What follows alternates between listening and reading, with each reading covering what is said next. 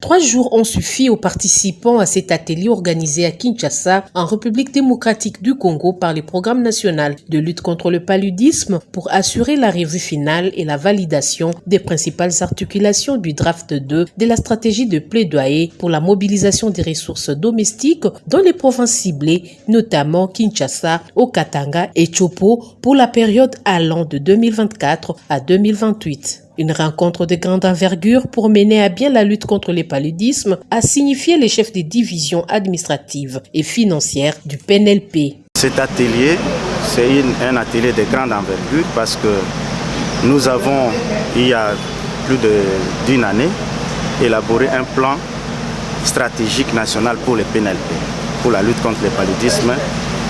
Et ce plan-là a plus ou moins 2 milliards de dollars comme budget de financement. Mais vous savez, les partenaires qui nous appuient, ils nous ont apporté ce qu'ils ont apporté, mais nous avons un gap financier autour de à peu près 2 milliards. Alors, vu ce que nous disposons déjà comme ressources, nous avons pensé que les gaps doivent être comblés pour nous permettre de bien faire notre travail et de bien réaliser notre plan. C'est ainsi que nous avons organisé cet atelier sous l'égide du PNLP pour élaborer une stratégie de mobilisation des ressources locales, c'est-à-dire les ressources à l'interne de notre pays. Ce document stratégique, qui a fait l'objet d'une revue au cours d'un atelier qui s'est déroulé en juin dernier, a au cours de ces assises bénéficié de l'apport des arguments des différents participants après leur lecture pour obtenir sa validation comme stratégie nationale. Vous savez, la perfection n'est pas de ce monde.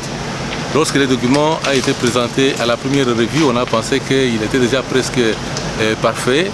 Il y avait beaucoup de recommandations, beaucoup d'observations techniques qui ont été faites sur le fond et sur la forme. Et puis on a corrigé, on l'a de nouveau relancé à la revue, cette fois-là la revue électronique. Et les parties prenantes ont encore réagi en apportant de nouveaux amendements.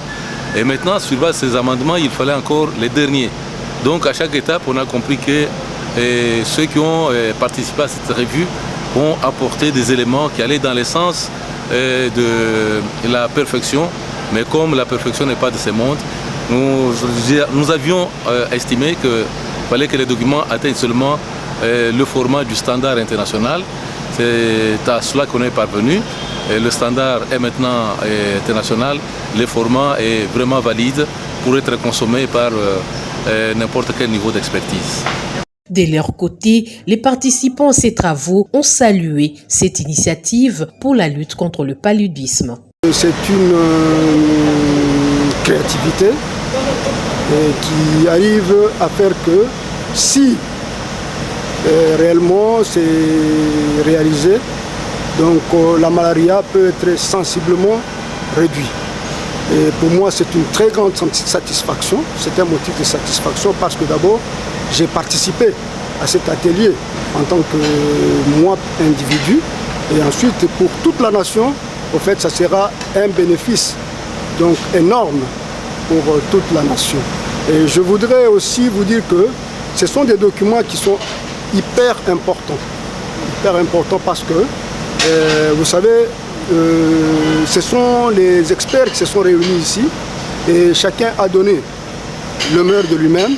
Il s'est dénoté que c'est l'ONG camerounaise Impact Santé Afrique qui a appuyé le processus d'élaboration de ces documents des stratégies nationales dont la mise en œuvre va commencer par les 3 provinces ciblées. Il ne reste que l'étape de validation par le ministre de la Santé publique, Hygiène et Prévoyance sociale.